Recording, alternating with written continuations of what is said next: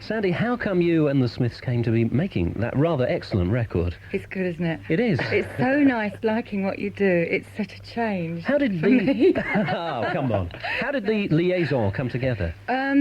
Well, Morrissey and Johnny started writing me fan letters. This is the truth, actually. And it just so happened that their record company boss I knew, because he'd come to my wedding, and he kept saying, no, it's okay, they're quite genuine people, they really aren't the freaks they appear. Because they were saying this stuff about my work, I couldn't believe anybody could be like that. It was totally OTT. They dedicated their whole lifestyle to sort of trying to write songs like I used to sing and all this bit. And then I played their songs and I couldn't make head or tail of them. And luckily I actually had the foresight to meet Morrissey first. And he's just such a lovely guy, and I thought I'll just trust my instinct, because he seemed to... It was nothing so much about the music, it was something to do with the way he felt about things, about life, which appealed to me. He's a truly passionate sort of man, isn't he, really? Oh, he's great. It's just that, I'm not terribly interested in sort of being rich or famous or anything, and he came in on a totally different approach. He says, why don't you do it just for the love of singing? I said, what a great idea. That hadn't occurred to me before, because nobody does that nowadays, do they? When it came to recording it, Sandie, was it a long sort of process of taping it, or how was the song recorded? Well, I wanted to sort of like capture that sort of energy that I felt, and this sort of intense, sort of passionate relationships. I don't mean passionate relationships, sort of like passionate repartee that was going on of ideas between the band and myself, and also what I felt in Morrissey and Johnny's writing. And so I insisted that we did it live, because I get bored after a couple of takes. And also it's just so nice to be working with musicians that you had this thing going with. I can't tell you, it was such a lovely experience. I couldn't believe just because I recorded for I don't know how many years, yonks and yonks and yonks, and I haven't felt so good since the very, very beginning, and I haven't felt so in control, and yet free to do anything I wanted to. And is the whole thing about the Smiths very important in the centre of all that they just have inspired you again to whatever you're doing now? Yeah, there's nobody else that could drag me into doing it again, really. It's interesting, because perhaps they are unique. What do you think about the rest of the young bands that are around at the moment? You have worked with BEF, haven't you, for instance? Yeah, I think they're really... I mean, I quite enjoy working with them. It's not so much the bands, it's like the approach to the music industry, that whole sort of like the packaging is just so ridiculous now. I mean, before I used just to put a bit of foundation on and my mascara and that would be it, but now you have to slap all this stuff on your face and do the whole, the bits with all the photographs and it's just... And the videos, of course, that's right. And it's got nothing to do with music, and the t-shirts and the badges and what the hell's that got to do with music? And they're all in sort of packaging and brand naming everything, and they've lost the real... It's almost like the political feel of music. That thing that music is like the means of young people communicating really dynamic ideas with each other. That's the point of it. Is this what you're doing now then? Surely it must be more like what you were doing in the very beginning. Yes. That full circle. Yes. Suddenly I feel at home. And I kind of lost my track in the 60s, because sort of like every time I faltered, I took advice from the wrong person, and ended up being something that that's why I stopped. I just stopped because I couldn't do it anymore. But now I find that my integrity is still intact, and I can actually express myself in music now. I might not do anything after this. I mean, we don't know. But it's just so nice for me to have enjoyed this whole thing.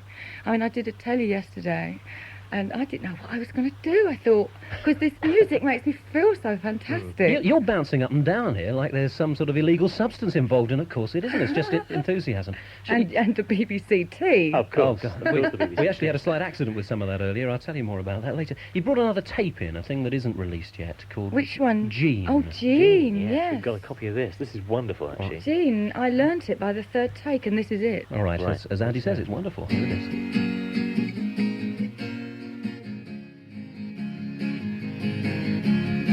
That's Jean, including Sandie Shaw with Johnny Marr on guitar, and I think a little bit of wailing from Morrissey in the background there as well. Yeah, he's wasn't always wailing somewhere in the background. Are you looking forward to... Are you Hello. Sandie, are you looking forward to doing some live performances? Would that likely happen in this scheme of things? I was talking about it just now to Scott. I did a couple of surprise guestings with the Smiths at Hammersmith. How did it go? Brilliant. Everybody thought I was great. I couldn't believe it. And then I did Manchester with them, which was, again, great. But, I mean, I don't want to... I'm not sure if I have the stamina to do it, really. Want to slog around the country again? It was not so much that, it's about slugging around on stage for an hour and a half. Because to be quite honest, I don't want to tone anything down. So I was just saying maybe I should hire some jugglers, do a number, sort of go all out and then send the acrobats on and then do another number and do it that way. That's good. Well, this so-called comeback, and I don't know whether you would call it one. I mean, you have a comeback every year. The last one I was going to say was when you released the album that was called Choose Life, of songs that you had written yourself, which caused a stir, and I'm wondering whether you still are writing and have got good songs coming out. I had to do that album. It was that, you know, that was for a specific reason. It was for that World Peace Exposition, and it was like I was purging myself of a lot of feelings that I'd had. I wasn't, apart from that, I wasn't too happy musically with the album because it just didn't have the power that I wanted. I'm not that particularly hung up on writing for myself. All I'm interested in doing is just expressing myself, and I don't really mind which way. I don't even do it with a vacuum cleaner. That's right, because you are balancing this mixture of being a mum and a married lady with the business side as well, which could get very demanding. For me, it has to be. I think it's ludicrous for anybody to think that they can be a full-time rock or pop star. It's just not a balanced way of life, and I wouldn't consider doing it. Because obviously Nick and Amy, you could very Sends you important. balmy, I tell you. Because you've been through the balmy stage. Yes, I've been through the balmy stage, and I'm all right now. Why do you survive? How have you managed to survive? So obviously on an equilibrium there.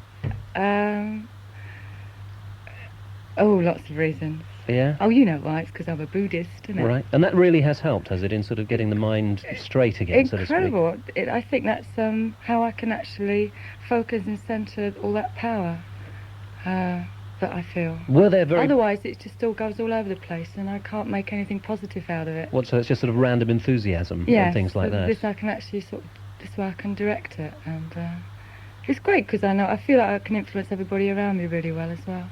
Good. Sandie Shaw, it's great to see you so obviously happy at the moment. Yeah. Are you going to come in next Friday for Round Table? I believe this is an idea, that you're going to come in and talk about other people's records on Friday's I Round Table. I wouldn't mind. You know I know nothing at all about music, of course. Well, of course. You, Anne Morrissey and Kid Jensen next Friday at 5:45. So you do live things here, like... Live performances, oh, yes. because we should come in and do a live performance of Jean for you. Will you do that? I think you ought to. That'd be great. Yeah, okay. Johnny's busy trying to buy a flat at the moment. All right, I bet he's now jumping up and down, shocked at the idea. What did she say we're going to do? What's it? All right, we'll do that in a couple of weeks' time or something. Yeah. Sandie, thank you very much indeed. We'll look forward to it. Here's the other side of the single, which we must say doesn't come out for a couple of weeks yet, actually, does it? It's about 2 weeks off. No. This one's called I Don't Owe You Anything.